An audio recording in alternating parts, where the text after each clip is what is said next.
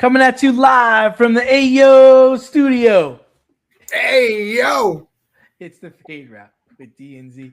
I am D, and we got a great show for you tonight. Yeah, we do. UCLA wins the women's national championship. Dexter Lawrence wants off of Z's Giants, and the Red Sox and the Yankees seem to be going in different directions. But we begin today's show with the men's national title game.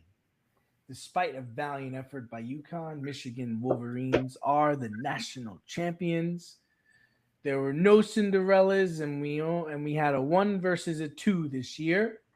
There are rumors of moving to 76 or even 78 teams. Is that what the tournament needs in the nil era?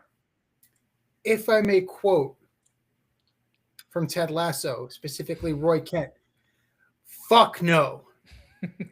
F no. More is not better. More is not better. More is just more. More is just more. But let's analyze the game real quick. You cannot say that this was an offensive masterpiece, and we'll be polite and say that you would not consider this an offensive masterpiece. The Huskies were 21 of 68 from the field, 9 of 33 from three. Nine. Yes, they had 46 total rebounds. They out-rebounded Michigan. Michigan was ice fucking cold too. They were 2 for 15 from three. They couldn't hit a bucket if their life depended on it last night. They couldn't hit water if they fell out of a boat. 21 of 55 from the field. I mean, what can you say?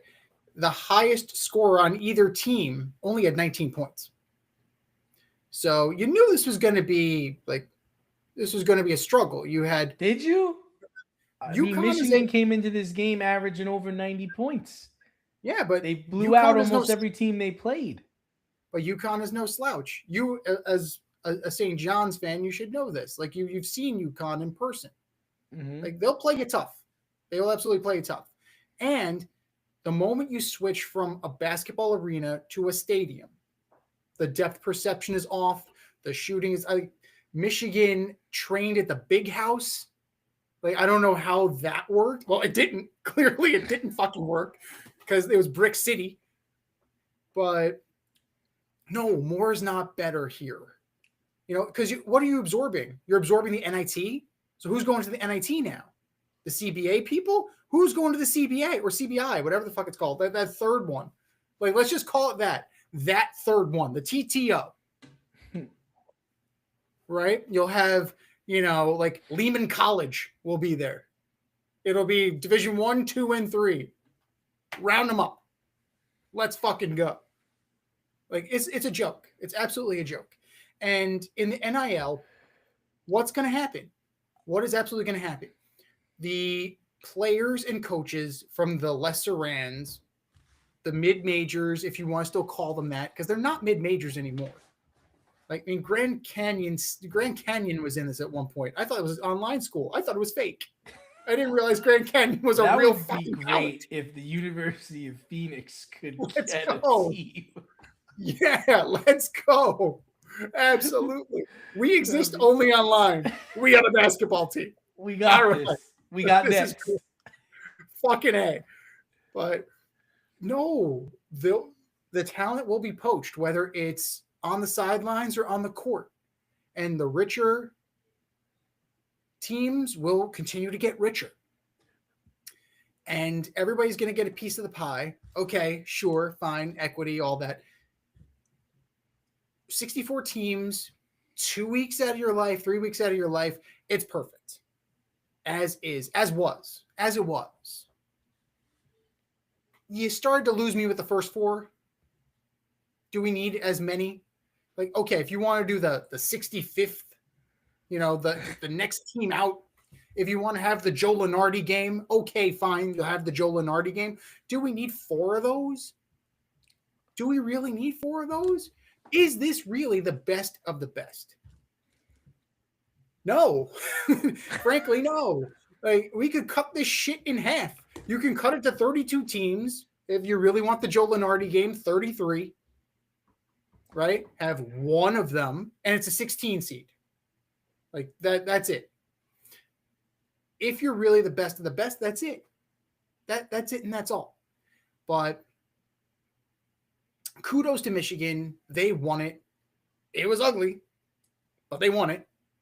And, you sent something very interesting to me, that the head coach of Michigan in 2 seasons has delivered a chip. Meanwhile, his counterpart in East Lansing hasn't delivered one in 30 years. Ooh. Coach Tomlin Izzo. Like that's a problem. It's an uncomfortable conversation that needs to be had, but not the best of games, not the cleanest of games. They're not going to go away from stadiums because that means fewer tickets and that means less money in the coffers. So less is more sometimes. And I think that 76, 78, what's next? 84, 90? Like, no. At some point, enough is enough. You like to say, like, the baseball playoffs were a shark. They were perfect. It was exactly how it should have been. And you start fucking with it. You start messing with it. You start adding teams. You start adding wild cards. You start having first-round buys. And now the best teams don't always make it, right? It's the hottest team or the healthiest team or the team that has momentum. The NCAA tournament is a war of attrition. It is a tournament of attrition. Survive and advance. Jim Valvano, right? And it goes all the way to that. And there's something that needs to be said about that. But if you're going to have teams that shouldn't be in there, all you're doing is bastardizing your own product. Yeah, I mean, you nailed a lot of it. I have a lot to say. I'll try to keep it as short as possible. The floor is yours. That perception is big. And I don't know. I get why they want to put it in these stadiums, but I mean, the shooting's awful. It's terrible. It's never going to get any better. I had a stat that I shared with you. I'll share it here. This is from Opta Stats. In the NCAA tournament, teams are 1-50 all time when scoring under 70 points, shooting under 40% from the field, shooting under 15% from 3 on 15 plus attempts, and getting out rebounded. And Michigan was the first team to ever win in that circumstance. Jesus. I think Charles Barkley said it best at halftime. He's like, UConn's doing everything right. They're still losing, and they're still going to lose. They went up against a better team. I mean, I'm not saying UConn didn't belong there. They certainly did. They beat all the teams they were supposed to beat, and they did not have they had a tough road, but they went up against a tougher team. I mean, you're talking about Michigan. All 5 starters were transfers. They had I think they had 1 or 2 professional European players on their team because now that's allowed because in the nil era. Right. What are you gonna? They did what they held them under 90. How much of that was depth perception? How much of that was good defense? I don't know, but they went in with a plan. The wingers that are on their team. They went in with a plan. Dude. They went in with a plan and they executed it, right? Let's keep the scoring down. Let's keep this in the 60s, in the 70s, and we got a chance to win. And they did. They were within 6. That's a victory. The point spread was actually 7, believe it or not. Gotta hand it to UConn. They put up a good fight. They just didn't hit shots. They hit shots and they come closer, they win. Same could be said for Michigan. They hit more threes. This game's not even fucking close. So, and the only thing I'll say about adding more teams is, in my opinion, it doesn't matter. Okay. And the reason why I say it doesn't matter, specifically in college basketball in the nil era, is that the cream is going to rise to the top. Over that span of 2 weeks or 3 weeks or however long this tournament's played, the best teams are going to advance. You're not going to change that. You're going to get 1s, 2s, 3s, 4s, and 5s. I don't think you're going to get 8s. I don't think you get 9s or 10s in the final 4. They might get out of the first weekend and they might win, they might do some of that, but as far as being a team like Michigan who can actually build a semi-pro team. I mean, come on. Right. Michigan's team is like a semi-pro fucking team. Like that's how good they are. They play and they look like NBA players. They've got muscles and they've got goatees. They're Right. adults. They're Right. full-blown adults. Okay? So your Florida Gulf Coasts, your VCUs, no. No, no, no, no. Now if Texas has a down year, maybe Texas can, be 11 seed and a 12 seed and go further, but the way that teams are being built this year or during the nil era and the way the tournament's designed, there are nice stories, Mhm. there are nice opportunities for little schools to get seen. But as far as them getting to a Final Four with the likes of Duke and the likes of North Carolina and the likes of Michigan, not a chance, man, not a chance. No. And let's talk about this for a second. You're talking about how you have professional European players coming over here with eligibility because they have college eligibility. They're good to play. Now, guess who else has eligibility for college? LeBron, Kevin Garnett.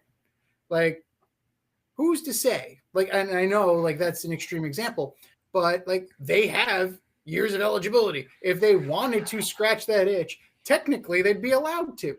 At what point does the NCAA say, "Nah, this has gone too far"? Well, the other Like, thing I don't know, if if you're being you paid to play someplace, you shouldn't be allowed at a professional rank. you got some seniors they're in their 7th and 8th year of college. Man, you're a fucking doctor. Right. What was that? JT Daniels on the quarterback? He's he's Yeah, working on his something I year. sent to you. Remember, he's like, dude, Yeah. what are you doing? What the fuck? It's like clearly you don't want to leave college. Clearly you're enjoying. And I get it. It's a good rap. I mean, I'm not hating on him. I think I'm good for him for stretching it. But come on, man. I mean, Chandler Morris, Virginia quarterback, 7th season in college. He's probably going to take them to court and win. But I don't know what the answer is. One of the things that Rick Pitino was talking about, which I found very interesting, is that he understands why Jay Wright left. He understands why Roy Williams left. He understands why Mike Krzyzewski left, because you can't build a college program anymore. I can't develop a team.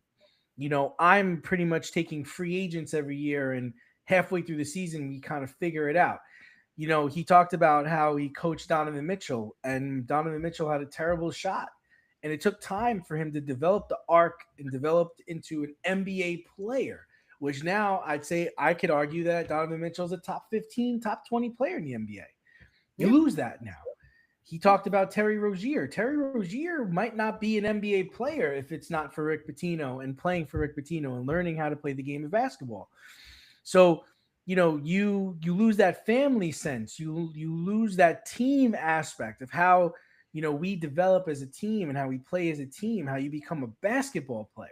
Now, granted, the top players, they could bounce from different schools like Zuby Ejiofor and Ian Jackson. They could bounce around to different schools and they could probably still get drafted. But, there are role players and that there are guys that have talent, and if given enough time, if given enough opportunity with a team, they could develop into a pro, and you lose that. And so, Rick was talking about how, it's changed the college game, and you can't, he's saying, I can't get mad at a guy that has the opportunity to make 6 figures if he leaves here. Good for him. Go. I don't know what his future holds. I can't get upset at the guy that there's a school that's going to give him $80,000 more than I can. Guys, there's no fix for this. The only thing, like Rick was saying, is you make them employees, you make them sign contracts, and you give them a salary. But other than that, I don't know. It just sucks because you're going to lose that. You're going to lose the appreciation of a program where you don't get 5 senior transfers. Right. You got 2 juniors and 3 seniors that have been with you for 4 years, and you lose that, and that stinks. Right. I mean, that's what made Gonzaga special. When Mark Few was first building that program, you had 4-year starters. You had players that stayed. Yeah. Right. And now you don't get that. Now you're going to get the one and done, and not even the one and done to the pros. Like that's the fucking thing that's galling though, is that you made it into NBA Lite. You really did. What's next? Load management? Like, is that what is? Oh, is that restarted, right? You had guys right. pulling themselves out of games. Yeah, I'm protecting my draft stock. Why? Why are you protecting your draft stock? You're making more money now than you could make in the NBA. We're paying you, aren't we? Right, exactly. I'm confused. That's the thing. The G League is what's really going to suffer here. And to a degree, the NBA is, because, you're effectively, this is becoming like a spring league. Like it's weird. It's just a weird thing. And the only thing, and as crazy as this sounds, but it is what it is, like if you had teams, professional teams, link up with colleges and they become your official feeder team, like something like that, it's becoming a minor league anyway. So I don't watch enough of the G League, but I wonder how much different the basketball is in the G League compared to college. I don't. So should the G League be? There's an interesting idea. Instead of having 76 or 78 teams, what if you put like the G League, 2 G League teams in there and see what they can do, or have the winner of the NCAA tournament play the G League champion? I don't know. Food for thought. But the women's NCAA tournament ended over the weekend with UCLA pounding South Carolina 79-51. Despite an outstanding tournament, everyone has been talking about the interaction between Gino Auriemma and Dawn Staley at the end of the UConn-South Carolina game in the Final Four.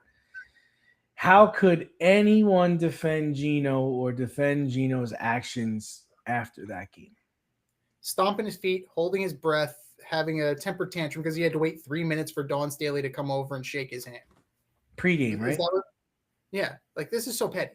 It's such petty bullshit. Now, he stomped off, went down the tunnel alone after getting into an altercation with Dawn Staley, heated altercation. Just a year ago, he waited, arms wide open, waiting for her to hug him.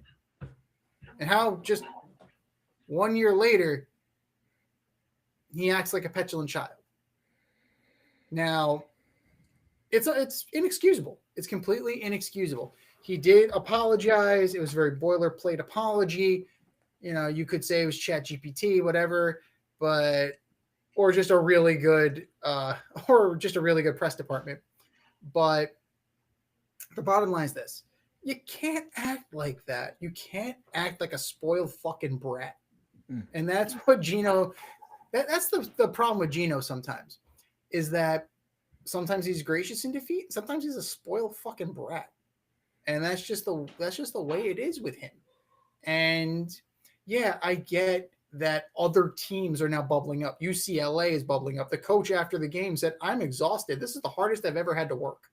Like, okay, like, that's fair. That's fair. In the NIL, absolutely. This is the hardest you're ever going to have to work, because you have to keep these players engaged. You have to keep them with you, or else, I'm gonna jump in the transfer portal. I'm gonna go to Clemson, or I'm gonna go to South Carolina, or I'm gonna declare for the WNBA draft, even though I'm not ready. That's the case. This is the world that we're living in right now, and it's just a bad look, especially since Gino, a white male, is stomping his feet and acting a fool in reference to a woman of color, in Dawn Staley, who is a very good coach and probably will be an NBA head coach someday. I think that, she had the interview with the Knicks.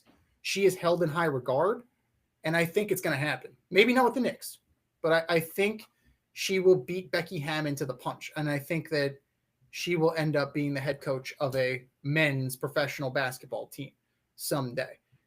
That her pedigree is that good. So it's a bad look optically. It's a bad look all the way around. And I don't see, unless you are full on UConn rose-colored glasses, there's no way. It's indefensible. Yeah, I mean, the thing about it is like you are a man coaching a college women's team. Yes. Like, take the temperature of the situation, and you've had so much success. You're the most successful women's college coach in the history of women's sports, right? And you have championships, you have tons of players that have gone to the WNBA. Be the better person here. Like, hey, get there, shake her hand, and say, hey, maybe even whisper, I want to talk to you later. If that's what you want to get off your chest. But to do it on television, to do it in that moment, come on, you gotta be better than that. One of the things is when you're a coach, you constantly talk to players and tell them to have composure, right? Mm-hmm. Control don't go screaming at the ref. Keep your emotions in check. If teams get up on us, it's all right, we'll battle back. If you're up on teams, like, all right, don't get too excited. Like, let's just keep the pace. Let's keep it going. And in this situation, you got hot-headed and you got upset and you decided to blow it. Like, come on. Where's your composure? Where's your maturity? You're supposed to be an adult. This sport, which you have really put on the map, you made this all about you. There's nobody talking about UCLA, and I can't even tell you. I think they won their first ever title, right? But this is overshadowed because you can't say good game. Good That's game. it. You beat us. Dawn, I'll talk to you later. Something I want to talk to you about. Bring it up later. Call her 2 weeks from now. Call her a week from now. But instead, you took that opportunity to let her know how you feel. Not only that, you stomped off. Then you took to the presser, and you're throwing her under the bus and throwing their team under the bus and making up all this bullshit that nobody wants to hear. Where's the sportsmanship in this? Like, Well, there throw is all that none. out the window Yeah. because she didn't come shake my hand pregame? Huh? What? Doing this for a long time? Not long enough, quite honestly. Come on, there are fucking 20-year-old, 21-year-old people coaching Pee Wee doing better than you are. It's a game. It's not about you, but I can see how he thinks it's about him. And maybe that's the bigger problem here.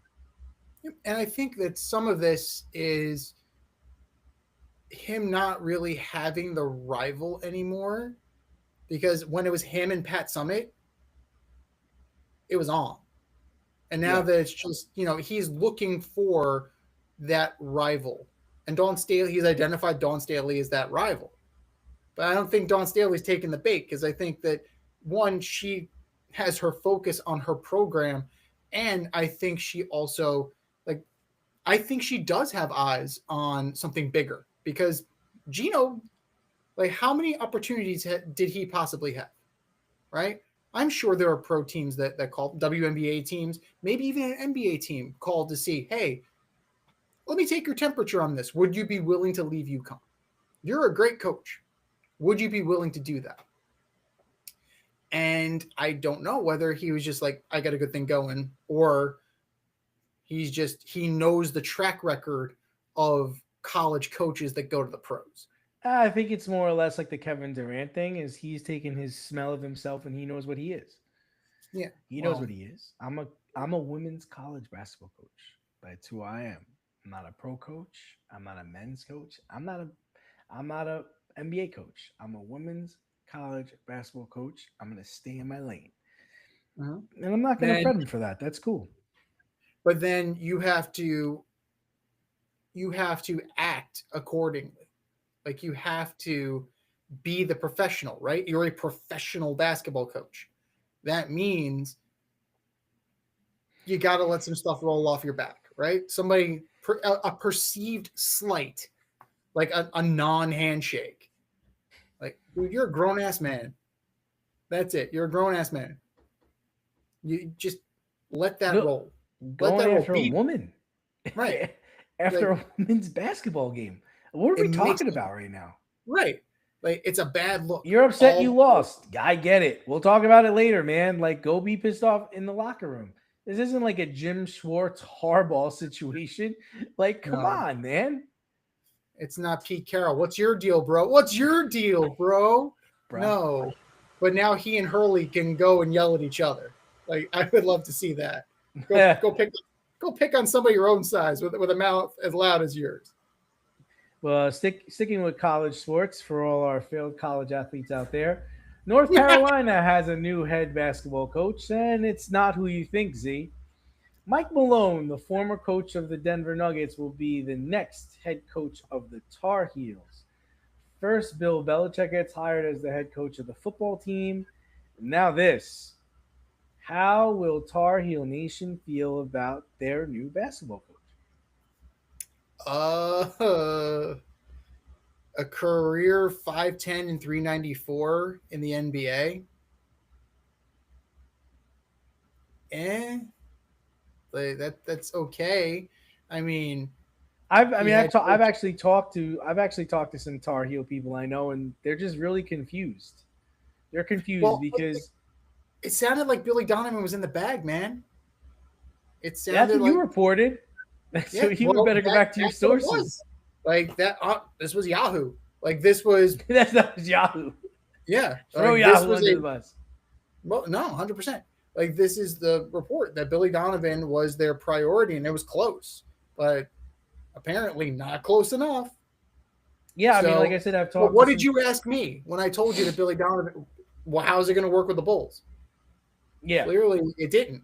But then the Bulls also fired their GM and team president. So Billy Donovan might have been available. You just give him a couple of weeks. He might still get fired. Right. He's, it's a bloodletting in Chicago. So that, you might have been premature here. You might have been able to get your guy. But, I mean, this is kind of an hire. It's not, you're not getting the gravitas of Bill Belichick. You're not getting 7 rings. You're not getting that level. You're not getting the 33rd team. You're getting a guy who has a ring. He has a ring. But if you give me Jokic and Jamal Murray, I think I could probably get you a ring. At least one. I'm pretty sure I could get and throw in Aaron Gordon. I might be able to get you 2. So my concern with this is that what can he do without a great player like Nikola Jokic?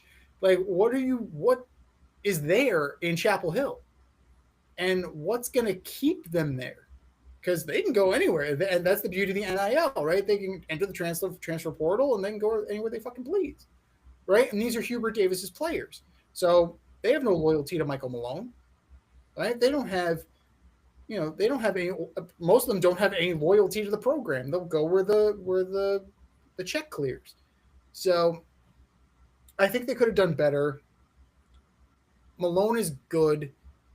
He doesn't strike me as a very player-friendly coach anyway. He kind of comes off as a prick sometimes. And that's certainly going to rub an 18-year, 19-year-old kid the wrong way. Like, coach, why are you being such a fucking prick? Like, it's a, like, such a dick. Don't be a dick, man. Like, he got after players in the press. It's a very old school move. It's a very effective move on adults. Right? It's kids these days. Those kids these days, a lot of them don't act like that. They don't respond well to criticism, specifically public criticism. And shit like that might give him some learning. That might give him some growing pains there. And they'll still be fine. They'll still be, near the top because they're North fucking Carolina. Right? They'll still, the cream will rise to the top. But I just, in the long term, I think it's just going to be an hire. Just like Belichick is proving to be an hire. And in a few years, Malone will be gone and they'll be looking for somebody else. Yeah, like I was trying to say, most of the Tar Heel people that I've talked to are confused by the hire because the Tar Heels like to hire Tar Heels. Like, they like to keep it in the family, so to speak. A lot of the people that work for the team or work part of that department have been there for years, 10, 15, 20 years because it's a Tar Heel thing. Now you're bringing in Mike Malone, who has no real relationship with the team, these coaches, the school, or anything. He's going to bring in his own people. right? He's gonna, he's gonna bring his team in, his coaching staff. He's gonna bring in, he's gonna want to put people in the athletics department. Now, are those people gonna stay with North Carolina forever, or are those people going to leave when Mike Malone leaves? And that's changing the culture of North Carolina basketball. But maybe this is what they want. They don't feel like they've had the success that they should have had the last 5 years, and they're trying something different. It seems to me they're looking at Bill Belichick and they're looking at Mike Malone and saying, you know what? Seems like college sports is moving towards a professional feel. Mhm. We're every year we're trying to attract free agents. These are guys that are looking to play professionally. We need a coach that can be able to not just build a program, but we need somebody that can coach five random people or seven random people that we just bring together. Can you do? No, this is the truth, Z, because every year you're going to get between 7 to 8 transfers that you're going to have an opportunity to play. And you need a coach that's able to do that. Now, we know that May and Patino and Calipari, we know all of them are capable of it. But what other people are capable of it? Is Hubert Davis capable of that? I don't know. Cadeau was with the Carolina Tar Heels. He left to Michigan and just won a national title. Ian Mhm. Jackson was with the Tar Heels. He left to go play at St. John's. So clearly they're having a problem keeping talent. But then again, everybody is, right? Everybody is having trouble. So they think they're being smarter than everybody else by bringing in professional coaches. Bill Belichick has got a reputation and he's got a lot of hardware, but he had Tom Brady. You bring in Right. Mike Malone, who had Jokic, and he spent a ton of time in the NBA. But the Who has college his game college is eligibility? the college game is different than the pro game Yes, it is. in basketball and in football. But they're trying something new. I don't think it's gonna work, but you know, they're trying something. I still think Donovan provided a better shot in that he has coached college before. He's coached in that kind of scenario, and he has won in college. I think that has some sway there. But would Now, he it want to go was a long back? If you time. were him, would you want to go back? I wouldn't want to go back. I'd want to go to a place where I actually will have a job. But seeing the landscape But of he's already Chicago, won. He won with Florida, and he's had opportunities to go back to college. Why North Carolina? Why now? Why would I don't know. I don't know if I don't think he's got a bug in his ass to go back to college. I mean, well, let's unless look they at the landscape of the NBA. What jobs are going to be available? Looks like Billy Donovan's probably going to be out in Chicago. Like you have new team president and a new GM, they're going to want to bring their people. Like that's just the case. Like, would you say New Orleans is going to move on? Is Memphis going to move on? Like, you know, are the Nets going to move on? Like, what teams can be available, and is that enticing to Billy Donovan? Whereas a team with a school with the gravitas and the name recognition and the cachet of in North Carolina, it keeps you on the forefront of people's minds. It kind of allows you to reheat a little bit because, you know, what were the Bulls under Billy Donovan? Kind of okay. Mhm. There, he has a chance to reignite some things and possibly get a better NBA job down the road if he views himself truly as an NBA coach. And guys do that. Like we've seen that we've seen guys go down to college, kind of reheat their names a little bit. I think Eric Musselman, for example, like he did that a little bit. But you know, if he's overlooking the landscape of the NBA and finds that shit, they're really like, do I really want to go coach the Sacramento Kings? Fuck no. F no. Maybe UNC would be appealing to him. All right, moving over to football. Dexter Lawrence, the outstanding defensive tackle of the Giants, has asked for a trade. The Giants and Dexter are too far apart on a new contract, so Dexter will not be taking part in the offseason program. And Harbaugh has said that everybody's tradable. Okay, good start, coach. Should the Giants trade Dexter Lawrence, let this play out, or give the man what he wants? They've been letting it play out for 2 seasons. They've been trying to get him extended for 2 fucking seasons, and it's not happening. So if he's not willing, maybe it's time to cut your losses. Now, here's the thing. He is the best nose tackle in the NFL. That's high praise. The best. Statistically, there's Dexter Lawrence, and then you go way, way down here, and then you have Vita Vea. Statistically. Now, the rest of the league figured out, fuck, just don't run up the middle. Where's Chris Jones on that list? Just curious. Technically not a nose tackle, a defensive end.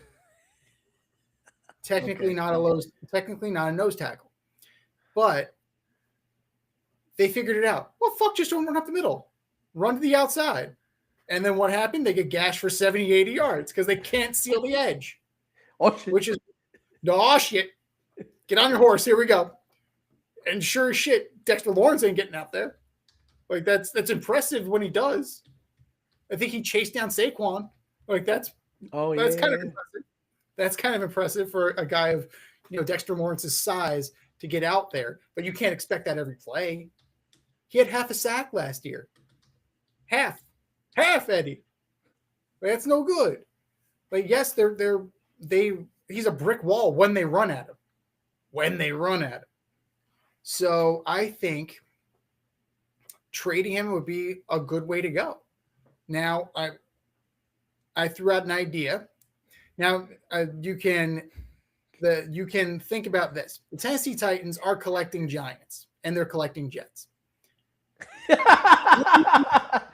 be worth the Quinnen Williams. Sure are. I don't know what they're thinking there. They're collecting Giants and Jets.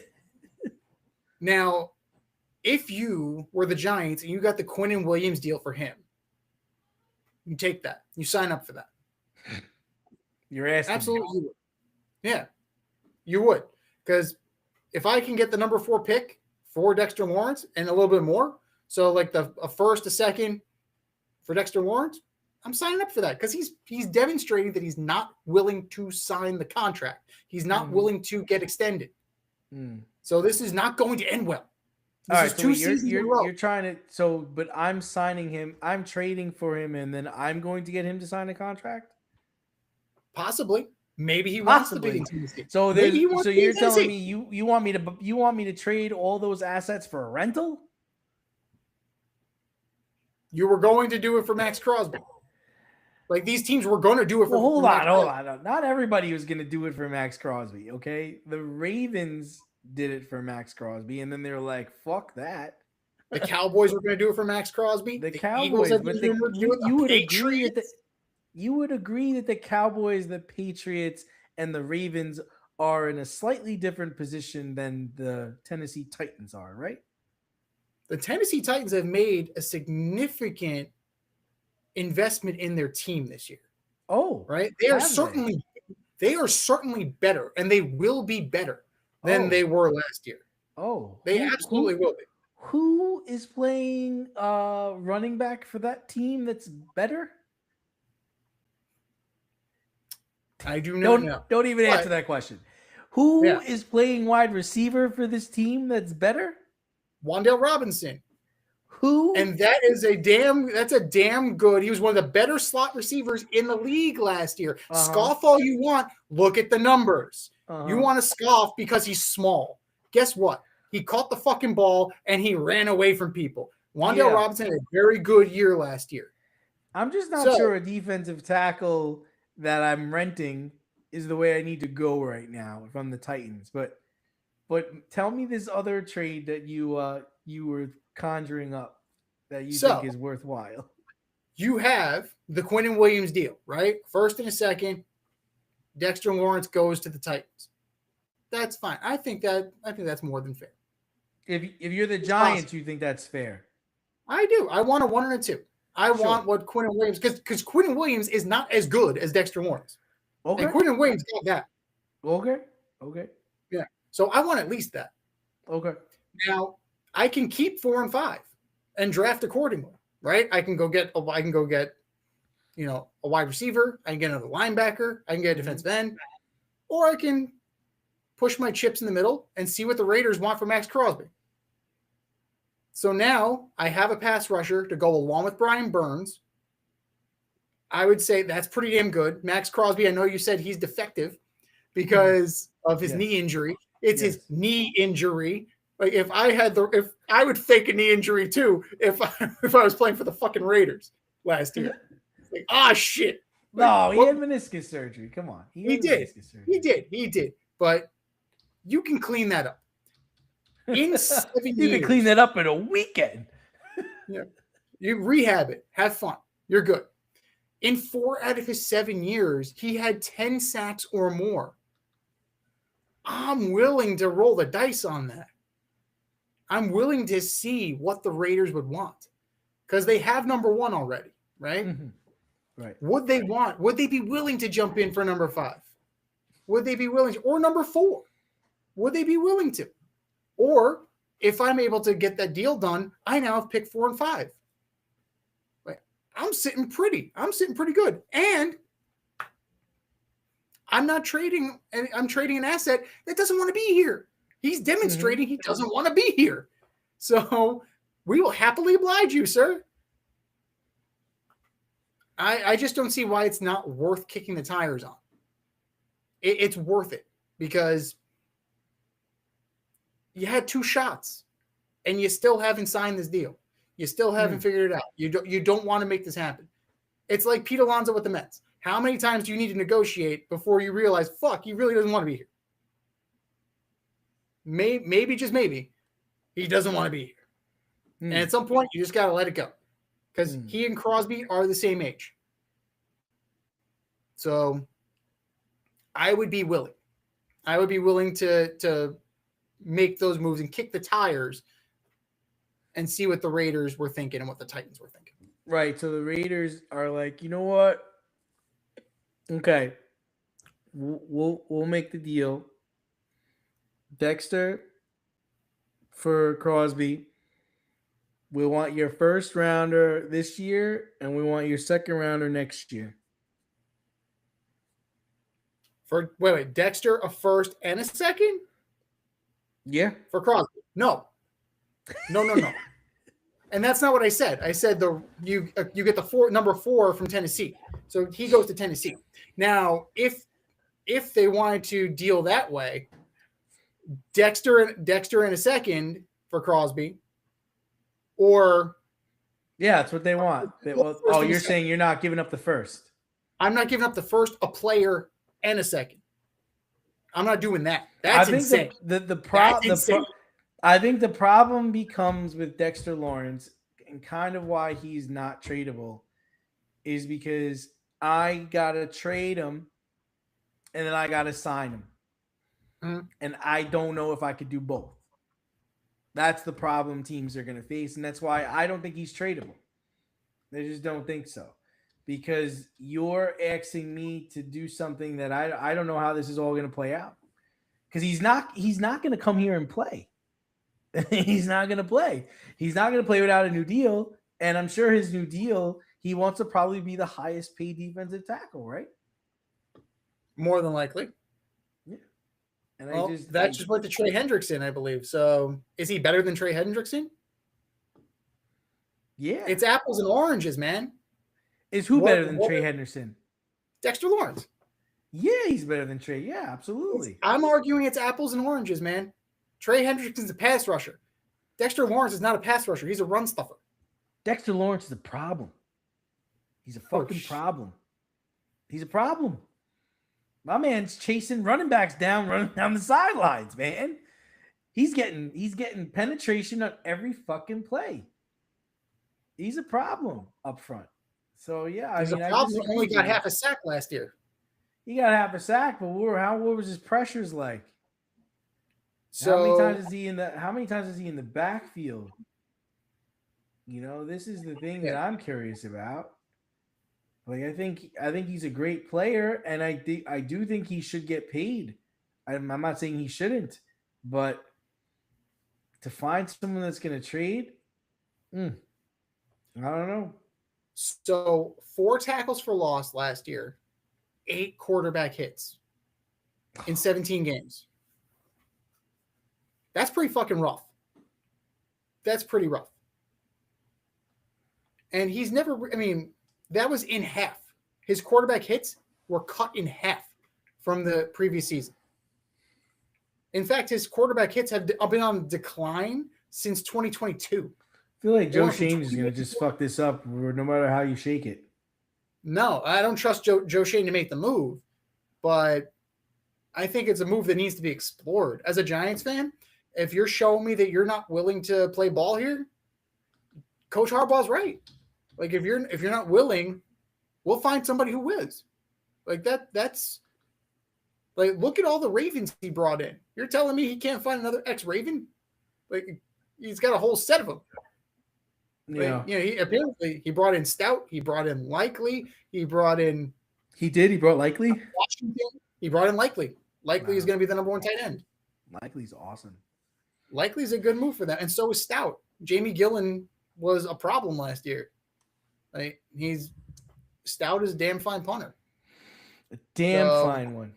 A damn fine punter. We'll see how it plays out, but like I said, I'm down on Crosby.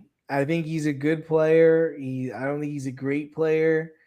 He's got a knee issue, which you can be cleaned up over the weekend. I'm sure he's going to be fine, but I'm not paying top dollar for him.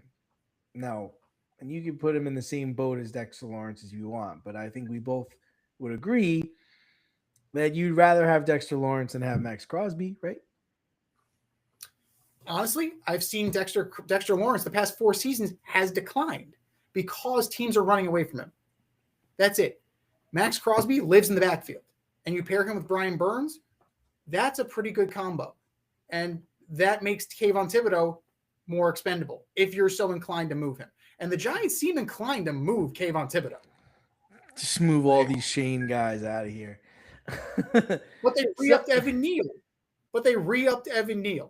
Make that make sense. He's got pictures of his wife or something. The New York Yankees and the Red Sox seem to be heading in 2 different directions early in the season. The run-it-back Yankees are dominating teams with excellent pitching and have been able to score runs in every game they have played. The Red Sox can't seem to score. And the starting rotation of Crochet, Suarez, and Gray have been less than stellar so far. So are you buying or selling either of these teams at this point in the season? No, it's way too. It's 10 games in 162 game season. Too small of a sample size. It's just not a great way to judge us. Not at all. This is not. I believe in what we're doing here. Yeah. And when you look at it, we were concerned about the Red Sox pitching from the standpoint of Sonny Gray. Right? Who he won. He actually won a game. Oh, I think I'll wet my pants. I know. It's right. In Fenway, too, I think. Hey, attaboy, Sonny. Good job. But they've been the top 3 have been a problem. Crochet, Suarez, and Gray. Now, Gray was a question mark. Suarez, you figured he would be okay because he pitched in Philly. And I still think that's okay. I still think that's going to be the case. You got to get the bats going. Roman Anthony needs to, let that fucker loose. Kid's got a good arm. So I don't know if he's just I don't know what's going on there. But it's too early to say he's got the yips. But Wilyer Abreu cannot be the best player on your team. Right. He's very good right now. He's amazing. He can't be though. Right? You need more. You need more from these guys. Now the Yankees 7-2 on the year, only allowed 3 runs? 3 runs? Absurd. They just allowed 3 runs to Oakland today, so that's 6 runs. Yeah, so now 6 runs. There you go. So 6 runs. 6 runs in this is now their 10th game. No, it's got to be more than that. No. They're 7-2. This is their 10th game. Yeah, but they've given up more runs than that because the Marlins scored 6 runs against them recently. So let's see what the points against are. Hold on. Runs against 22. They've given it's 22. Yeah. They've scored 47 and they have given up 22. So they're plus 25. Yeah. So that's excellent run prevention. Best in the league. They have not yet faced... Oh no, third best in the league. Yeah. Well, the Dodgers put a whooping on the Blue Jays. So Dodgers are fucking. They're gonna get the cops are gonna get cold on them. What they're doing to the Blue Jays. Jesus Christ, they're gonna get put on charges. The Milwaukee Brewers are plus 30, and the Dodgers are plus 32. So it's about run prevention. But still, the Yankees are looking pretty good for the run it back Yankees. They're 7-2. But here's the thing: who have they played of consequence? Hey man, they played the Marlins, who are the best team in the NL East. They're 6-5. Like, no. Yes, are they that bad? The Marlins are like 6-5. Like, what are we talking about here? Like, they're maybe 6-4. They're 6-4, half game back. Okay, like 6-4. Is that what we're talking about right now? Like, no. Going into that series, they were 5-1. Okay, and who did the Marlins play? Like, they didn't beat the Dodgers. No, nobody's beating the Dodgers. So, that would impress me. That would impress me if they went and took 2 out of 3 in Chavez Ravine. That ain't happened, right? The Blue Jays have taken a step back so far because of all the injuries. The Tigers have not been great. The good teams that we expect to be good have not taken that step, except for the Dodgers, because there is no step. Like, they're there. Like, there is no fucking step. God damn it. There is no step to take. So with the Yankees, you have to be concerned about the quality of competition that they're playing. Yes, they're playing who's on their schedule, but we're going to talk about the Giants later. The Giants are a fucking mess. The Giants are a complete and utter fucking mess. They're playing the A's right. The A's were fucking terrible. The A's are fucking terrible. I had higher hopes for the A's, right? No, apparently not. Apparently I was mistaken. That's my bad. I'm sorry about that. They will be tested. The Yankees will be tested. And they will level off like everybody else because you're never as good as when you're going well, and you're never as bad as when you're dog shit. The Yankees have yet to hit their dog shit patch.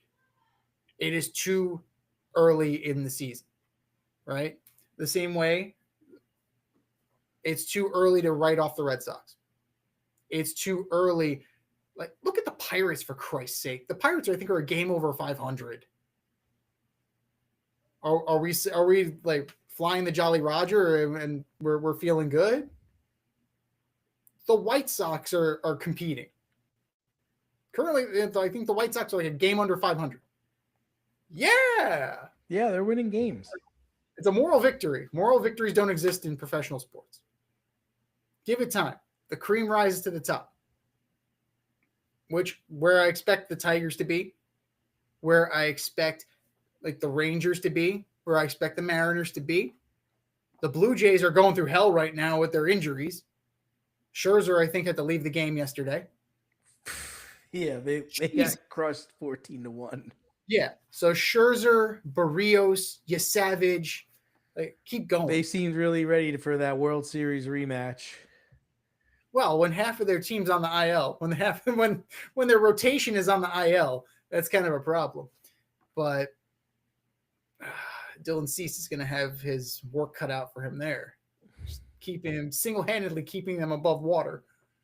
But it's way too early. You got to give them time. Lost to the White Sox. He fucking lost to the White Sox. Yeah. For the love of God. Yeah. You have to. I know it's early, but I'm selling the Red Sox. They're just like you said, the Weiler Abreu cannot be your best player. Roman Anthony, while good, he's not great. I had him pegged for MVP. Probably a little ambitious of me. he could still turn it. Yeah, he could still turn it around, but just the team makeup, getting rid of Devers really, really just didn't put this team in a good position. Um, the Yankees, I hate to say it, but they might have the best pitching staff in the league. And it's kind of what you're going to need if you're going to try to beat the Dodgers. I don't think they can beat the Dodgers, but it's definitely what you need if you're going to be playing against the Dodgers. The Yankees, it all comes down to Aaron Judge. I mean, that's what it just comes down to. Is he going to be an MVP type player? If he's an MVP type player, then yeah, you buy it, count on it. You'll see him in October.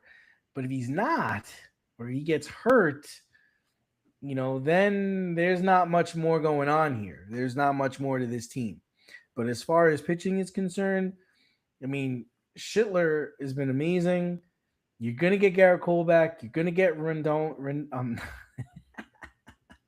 So you're saying he's a bitch. What's the guy's name? The lefty? Rodon. We're going to get Rodon back. And listen, Max Fried is pitching out of his mind. He's pitching for the way you paid him to pitch. He's come to New York, and he's definitely had a resurgence or rejuvenation. And he doesn't look like the Max Fried that couldn't get any Cardinals out. And that's good for them. You could argue this is the. I don't even think Heel. I don't even think Heel's pitched yet. They're calling him up. Warren's good. They're good. Schmidt's good too. They're good. So they took 2 out of 3 from Seattle. That's their test so far. But Seattle hasn't been that great to start the season either. Now you're looking at, you got 3 against the A's. You got 3 at Tampa Bay against the Rays. The Rays always play the Yankees tough. Then you got a 4-game series against the Angels. Like, take that for what it's worth. The real series. I want to go to Anthony Rendon bobblehead night. It just pull the string. So you're saying I'm a bitch. So you're saying I'm a bitch. Baseball is really a job for me. It's not that important. I wouldn't say it's really a priority. So for me, I'm looking starting April 17th, a 3-game series against the Royals. The Royals are a good team. You would say that, right? Then 3 at Fenway, followed by 3 at Houston, 3 at Texas, taking you into the beginning of May. That's more of a buzzsaw. That is enticing to me. You can pad these wins, but your competition's coming. And I want to see how you do in those games, because the degree of difficulty will be higher. And then you'll have a 4-game series against the Orioles. So, which, who the hell knows? Like, the Orioles have been kind of disappointing, but we figured the pitching wasn't going to be there. So they lost a guy too. Didn't they lose a guy? Yeah, they lost a guy. They sent Dean Kramer down the minors. They have to call him up. They have to call up Cade Povich because one of their pitchers got a toe infection. So, shit, it's just my toe. But I'm earmarking from the 17th through the 29th. That stretch is where the Yankees are probably going to face a little bit of adversity because you're facing much better competition. But this is what you want to do, right? You want to get out as hot as you can. Sustaining that's going to be a problem. But that's for everybody. That's not specific to the Yankees. The Yankees do go through their lulls, but they can make it happen. Now, Aaron Judge is the key. I agree with that. Aaron Judge can't go completely in the toilet. He can't go all big dumpster on us. Which he won't. Right? He won't go Cal Raleigh on them. He can't go Cal Raleigh. No, absolutely not. But they had to sit him down. That's like, dude, bad. You can't play today. It's dude, bad. I think he just hit his first home run. But you know what? That the game that the Yankees lost to them, he walked them off. So I don't count him out either. Like, he's not going to be as good as he was last year. And I think we're on the same page as far as that's concerned. He's a good player, but he's not at that level. Like, he played out of his mind last year. I don't see that. But things are going great for the Yankees right now. Just ride it, enjoy it, but don't be too comfortable because inevitably they're going to go through their lulls. But it's a big time of happiness for them, and it's a big positive when Giancarlo Stanton is stealing bases. It was the first time he stole a base in like 5 years. Can't open a bag of chips when he's stealing bases. Hey, man, we're feeling good right now. Joints are limber. All is well. All is well with the Yankees. But it's early. And you can rest assured that the Major League season comes for everybody. It's just not the Yankees' turn yet. All right, boys and girls, we have some statements, and they're either more likely or less likely to happen. More or less, number one, the New York Islanders get to the Stanley Cup Finals with Pete DeBoer as their head coach. I mean, I hope so. I mean, how are you going to have Patrick Waugh the whole fucking season? And then because he loses 4 games in a row, you say, all right, you're out, bring in Pete DeBoer. We might not even make the playoffs. We've already brought in Pete DeBoer. I mean, I'm going to say yes. I'm going to say more likely because to justify firing Patrick Waugh, who's a goalie, right? And we all know that a hot goalie is what you want in the playoffs. You would think that he could get, the Islanders goalie on track for the Stanley Cup playoffs. You bring in DeBoer, who's a winner, right? He's a winner. Mm-hmm. We're not going to say he's not. We're not going to say he's not a great coach because he's a great coach. But to bring him in with just under a week left in the season, but I'll say more likely they have to. So here's the thing, and here's why it's more likely. History. The year 2000, the New Jersey Devils fired Robbie Ftorek with about a week to go in the season, promoted Larry Robinson from assistant coach to head coach. Lou Lamoriello was lambasted for this. It was a dick move. What are you doing? Why didn't you let Robbie Ftorek finish the season? They won the Stanley Cup.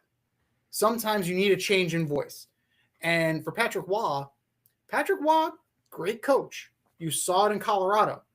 Didn't last long in Colorado. What did I say about Dan Hurley? He's an excitable fella. Patrick Waugh is an excitable fella. Like, he's a hothead. So it's one of those things that he may have worn out his welcome in the room. We don't know that. We should get Arthur Staple on and see if he has any insight into this. But he's the kind of guy that rubs you the wrong way. He grinds on you, he weighs on you, and then eventually she's like, go fuck yourself. That eventually you pop off and now you've come to blows. Like, that's where you end up with Patrick Waugh. He's just that kind of guy. I'm gonna fight you. Wait, but first let me do my wind sprints. God damn it. Is that Mark Sanchez? Why is he fighting Patrick Waugh? What the fuck is going on here? What is going on? But they have 89 points. They have to chase down the Penguins, the Flyers, the Red Wings, the Senators, and the Bruins. They haven't clinched yet. And they're ahead of the Red Wings. They just have to hold them off. If they can catch either the Flyers or the Senators, who have 90 points right now, I mean, they're in. They can make this happen. So sometimes you need a new voice. Sometimes you need that change. And we saw Pete DeBoer go to the Cup Finals with the Dallas Stars. We've seen Pete DeBoer do this before. So would it surprise me? Hell no. Is it risky? Oh, hell yeah. But it's not like they're canning Patrick Waugh in favor of like the AHL affiliate coach. No, this is a guy who's got pedigree. Sound Tigers? So yeah, at least for now. Like, they're moving to Hamilton, Ontario. They're leaving Bridgeport. So that's an institution that's a shame. It's a beautiful jersey. But it is. It is. They're going to be the Hamilton. The AHL has some good logos, 100%, and great names too, like the Lake Erie Monsters. Like, that's a great fucking name. It's a great name. The Hartford Wolfpack. Great name. Eerie monster. 100%. More or less number 2. The Lakers make it out of the first round without Austin Reeves and Luka. Less likely. I don't see how that's going to happen.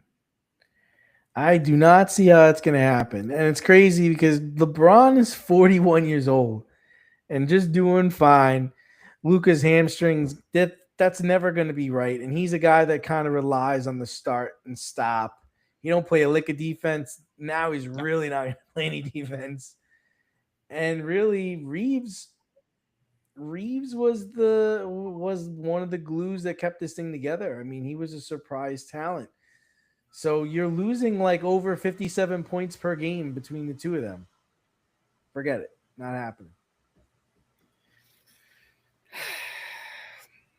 Well, if the season ended today and the standings are what they are, they would draw the Rockets in the first round. That's less likely right there. The Rockets can pick this team off. Kevin Durant on his own can pick this team off, right? You just got to just put it in the hands of Mr. Burner, and it's all good, And then he can, go on X and talk about how great he was after the game. But, you can't lose that caliber, 2 calibers of players. Now, Luka does not play any defense, but he does provide you with prolific offense, which is what you're going to need when you're dueling with the Rockets and Kevin Durant. You're going to need to outscore them. 100% you are. And I don't know if they can build that in the aggregate. But Reeves is the all-around player. They're going to miss him more because he's an all-around player. And I think that's something that is going to bite them in the ass. Now, they have, 4 games left in the season. They're on a 2-game losing streak. They're not playing anybody tonight. Yeah. And they're playing the Rockets Thunder. The Rockets are on a 6-game heater. So it's possible. Like LeBron's not playing tonight and they're playing the Thunder. Yeah. Yikes. Yeah. Oh, no. Yeah. So we'll chalk that up as a loss. There is a possibility that this could be 2 ships passing in the night, right? Because they both have played 78 games. It is possible that the Rockets could jump them if the Lakers continue on this. But 4-5 is 4-5. If anything can happen in those series, it's as even can get. But without Luka and without Reeves, adios, muchacho. More or less number 3. San Francisco Giants GM Buster Posey outlasts manager Tony Vitello. All right, I'm going to say more likely. They love Buster there. They're not going to give him too much of a hard time on the coaching situation. Their main problem is they can't get any free agents to fucking go there. They don't want anybody. Nobody wants to go play there for some weird reason. I was very adamant when Judge was a free agent. I didn't understand why he came back to the Bronx. You should go out there, but nobody wants to play there. Beautiful San Francisco. I don't know if it's the homeless people or what, but yeah, I think he outlasts them. I don't think Vitello makes it out of the next season. We'll give him 2 years. But this has proved to be like, what were we thinking kind of thing? Like he got tossed in a game. He's just grabbing for straws here, man. I mean, how do you get a guy that's never even played? Like he's never even played. Oh God. But we'll see how it turns out. I don't know, man. I really don't know. But you know what? Let's talk about that Vitello ejection. He's out of the baseline. Like you have a runner's lane for a reason. He's running on the infield grass, motherfucker. That's an out. That's an out. God damn it. You can't do that. You can't do that. Oh my God. You figure it's more likely Buster Posey had his career there, won his MVP there, won his World Series there. Like he's ingrained. Like he's a made guy in San Francisco. Tony Vitello is made in Knoxville, Tennessee, which makes this even weirder. Like I understand, you want to challenge yourself. Like we talked about, college coaches going to the pros. Like, can you do it? But you're such an institution in Tennessee that it makes little sense. And they fired Bob Melvin after they fired Gabe Kapler. Right? You brought in Willie Adames, Rafi Devers. You brought in Arise, Harrison Bader. Like these are your moves. These are your moves. And I don't know. Like I don't understand the vision. Now you can get people. You're getting people to come, but are they difference makers? Right? Harrison Bader is an okay player. He was good in Minnesota. He had a decent run with Philly last year. He was an okay Met. He was an okay Cardinal. Is that the needle mover? He played for the Yankees too, right? He did play for the Yankees. He was an okay Yankee. Right? You traded your closer in Camilo Doval for like, what, a bag of balls? Like, what'd you get for him? Right? Like, you traded Tyler Rogers. Okay, you got something a little bit more. You got Ryan Clifford. Okay. It's just it's a middle of the road team. Now, he's going to get afforded every luxury. He's going to get afforded every chance because he is ingrained with that team. He's enmeshed with that team. It's the only team he ever played for. Right? So, because of that, in Buster they trust. Vitello is not going to get anywhere near that level of courtesy. And it's a matter of time. What they can't do is to go back to Bochy again. No. The Bochy thing is, now if you're telling me that you want to bring in Bochy eventually as a VP of player personnel or like a ceremonial job once he's done with Texas, sure. Okay, fine. But there's got to be something here. I don't see the vision. I don't see the vision. And if you can't get high-profile players to come here and take your money, right, then you're going to have to make those trades. So the Rafa Devers trade was a good trade. They didn't really give up anything. Kyle Harrison is not that good. Kyle Harrison is proving he's not that good. So, if you can get that situation, if you can get that, sure, by all means. But you got to get creative, and you kind of have to figure out something that's going to get high-quality prospects and high-quality players into your system. So you got to start thinking like the Rays. You got to start thinking like the A's. You have to start thinking like the 50 feet of crap. Like how do you get talent back onto this roster?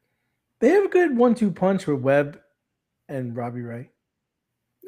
Yeah, look at Robbie Ray. Like they brought him in after Cy Young year, hasn't touched it since. So like Barry Zito went and died for a few years in San Francisco after he left Oakland.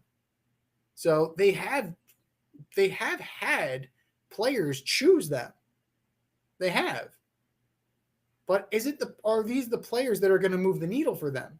And outside of Barry Bonds, it's like few and far between in terms of free agents have actually like moved the needle. So we'll see. But I think he has a little bit of grace, maybe not necessarily deserved, but he's got it.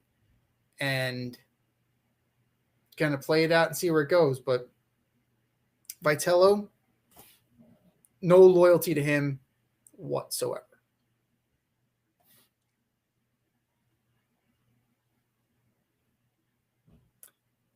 All right, boys and girls, you know what time it is. It's time for the Alleged Superstar of the Week. You know how it goes. We put up a poll on our X account at FadeRoute DNZ and our Instagram poll at FadeRoute Podcast, and you vote. and you vote. And the winner of said vote gets a shout out this year's show and takes home the coveted ass trophy. And do you know who took home the coveted ass trophy last week, D?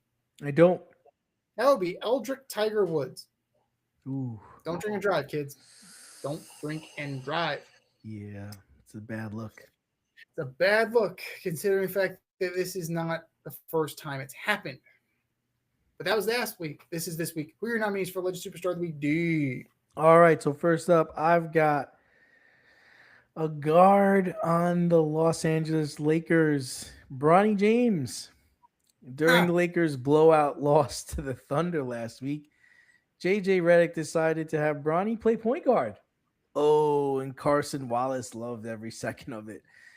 The Thunder guard was not having it. Forced Bronny into 2 turnovers, which resulted in points for the Thunder. He's not a point guard, JJ. Please just he's here because his dad's here. Bronny James, you are my alleged superstar of the week. Number 2, I've got the University of North Carolina hiring Mike Malone to be the next head coach. Dude has no ties to the University of North Carolina. First Bill Belichick, now Mike Malone. I don't know what the Tar Heel Nation's thinking. North Carolina, you are my alleged superstar of the week. And number 3, UConn women's head coach Gino Auriemma. Beef with Dawn Staley after losing to her in the Final Four. Just, dude, be the better person. Congratulate her on her victory and talk to her another day, not night right now, not on TV. All over a pregame routine that you've thought up in your head. You stole the moment for her, you stole the moment for her team, and you stole the moment for your team just because of your pride. Gino Auriemma, you are my alleged superstar of the week. What do you got, Z? Can't argue with a lot of those. You really can't argue with a lot of those. I am going to start with Manny Machado. Just Manny being Manny. We've seen this before with Manny being Manny. Except in this case, it's a little different. He's not. At least nobody lost their career here. Right. Yeah.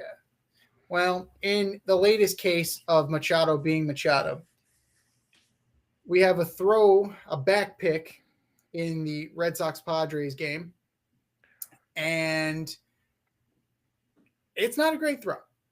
Right? It's objectively not a great throw. It's not even a good throw. But Wilson Contreras, the first baseman, is in line to pick the ball. Machado seems to stutter step and kick and redirect the ball out of bounds, I should say, down the line. Start the merry-go-round, kids. Now, this isn't the first time that Manny Machado has done borderline things, right? We've seen him spike guys. We've seen, altercations at first base. It's not his first go round. It's not his first little bit. But to pull a FIFA move out it's a new one for him. Now, you wonder about the legality of the move. There are 2 incidents that you immediately think of. Reggie Jackson in the World Series, and then A-Rod. A-Rod was called out for slapping the ball out of Bronson Arroyo's glove. Reggie was already out. It was a fielder's choice, and then he stuck his hip out. How was that allowed to stand? Now, that's revisionist history. Like, we'd have to go into a time machine and do that. But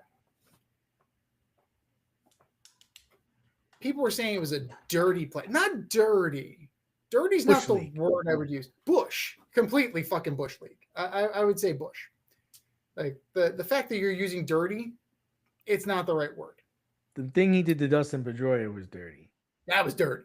Like, spiking the dude in the calf, that's fucking dirty. Like, spiking Jesus Aguilar at first base, that was dirty. This is just Bush league. So he's growing. He's growing. Congratulations, Manny. Manny Machado, you are my alleged superstar of the week. Number 2, the New York Rangers. But why, you may be asking? Because they're on a winning streak. Precisely. They're on a winning streak after they got eliminated from the playoffs, and they're looking like fucking giant killers. They knocked off the Red Wings, who are fighting for a playoff spot, and they destroyed the Capitals 8-1. 8-1. Will Cooley had a hat trick. Where was this during the season? Where was this? 100th year. This was supposed to be a big fucking deal. Where was this? It's too little, too late. Oh, it's just frustrating. New York Rangers, you are my alleged superstar of the week. And number 3, the Utah Mammoth. Why, you may be asking? Here's why. They're unveiling their new Zamoth, a mammoth Zamboni. You know what it looks like? It looks like something out of Power Rangers. It looks like the blue mastodon. I'm waiting for it to transform. I'm waiting for the other pieces to come together, and we have a fucking Ranger. I'm waiting for the Megazord. Go Power Rangers! You mighty Morphin Power Rangers! Exactly. It is absurd. It is absurd. But hey, the kids will love it. Utah Mammoth, you are my alleged superstar of the week. I think we said our piece. Go to our X account at FadeRouteDNZ. Go to our Instagram poll at FadeRoute Podcast and vote and vote and vote and vote. And for our nominees.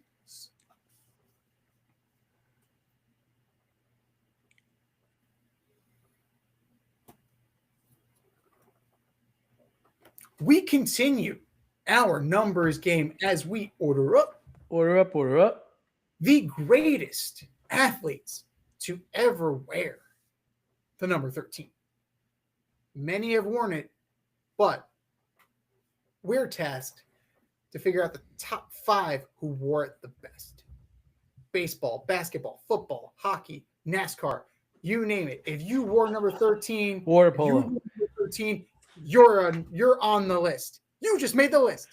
But who made the top 5? From 5 to 1, who are your greatest 13s, D?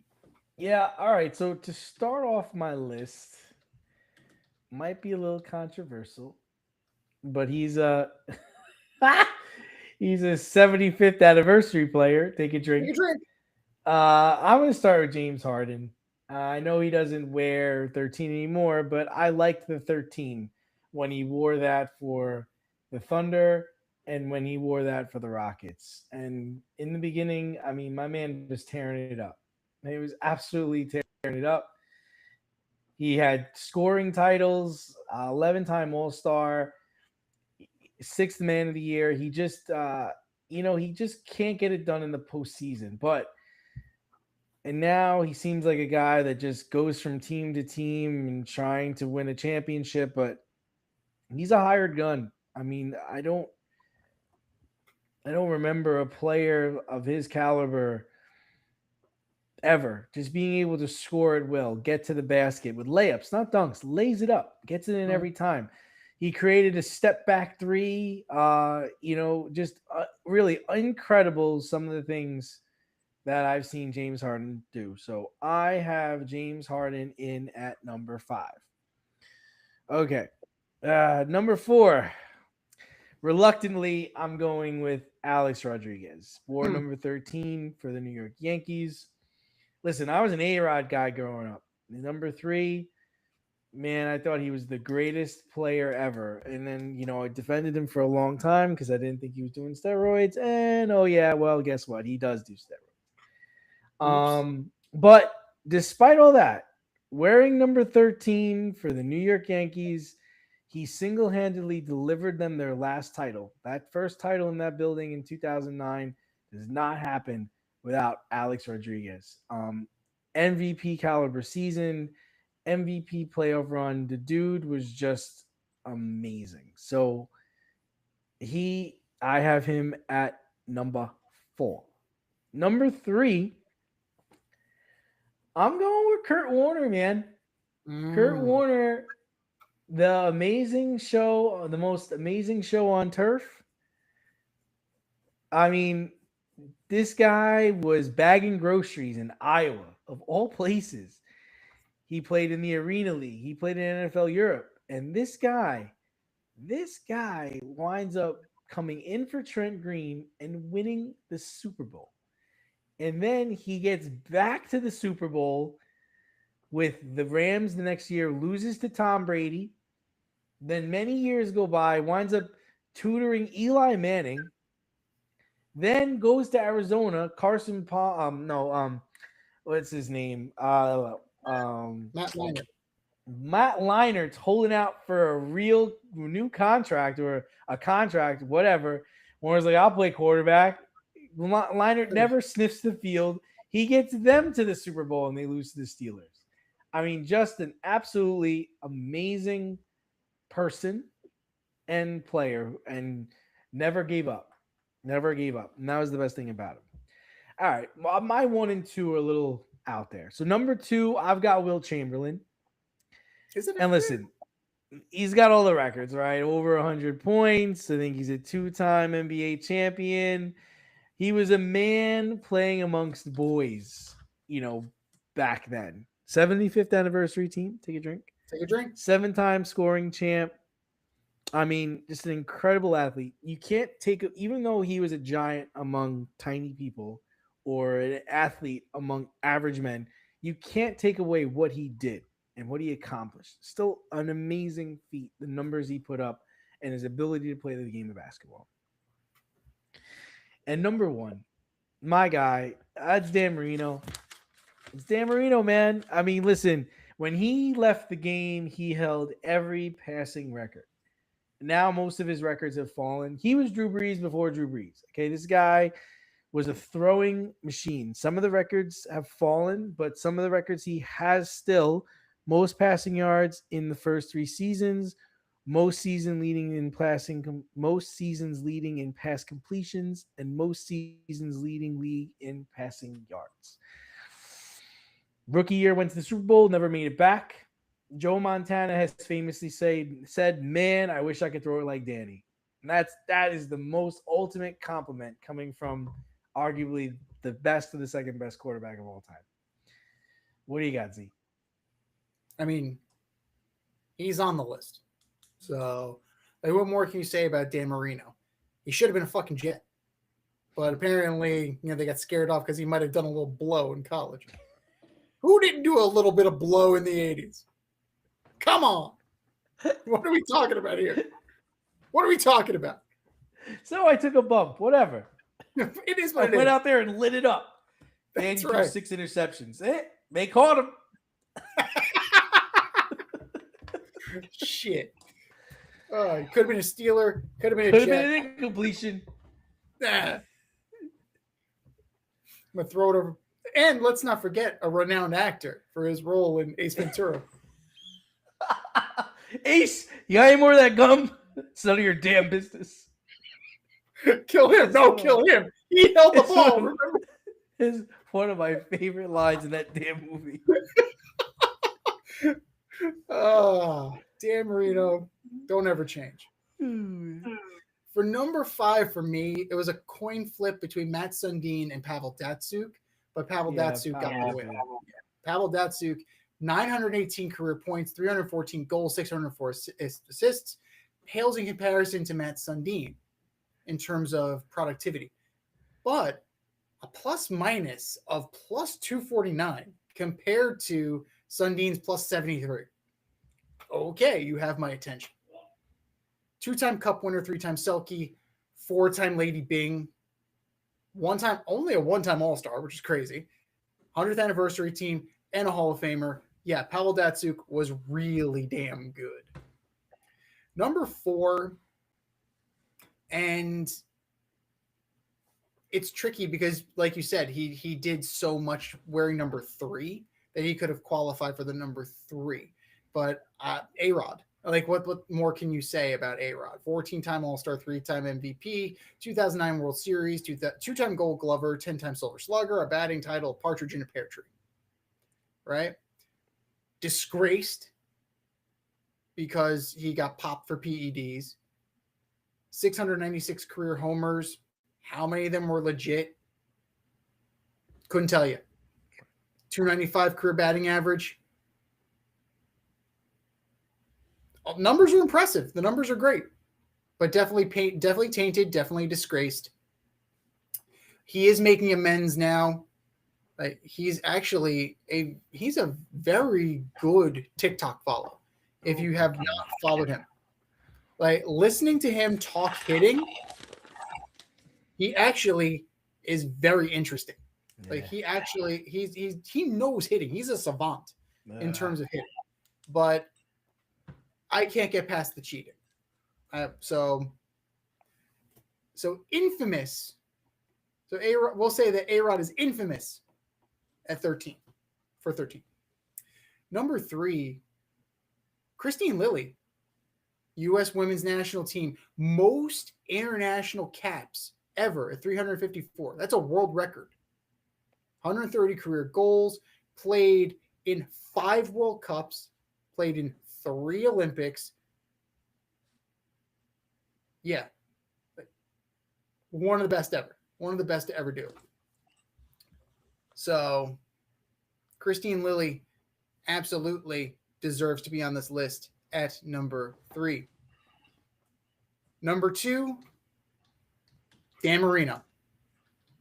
9-time Pro Bowler, 3-time All-Pro, MVP, star of Ace Ventura Pet Detective, over 61,000 yards, 420 career touchdowns. The list of superlatives are there for Dan Marino. And like you said, when he retired, he had all the passing records.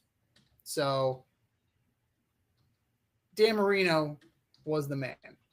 And as we know, the Dolphins are still trying to replace Dan Marino.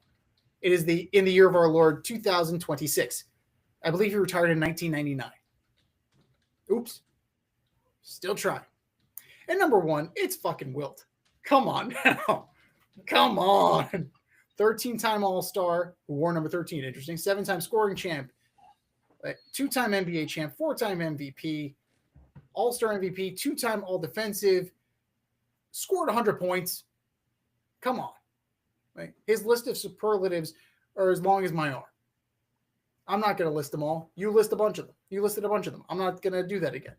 But very few players compare to Wilt.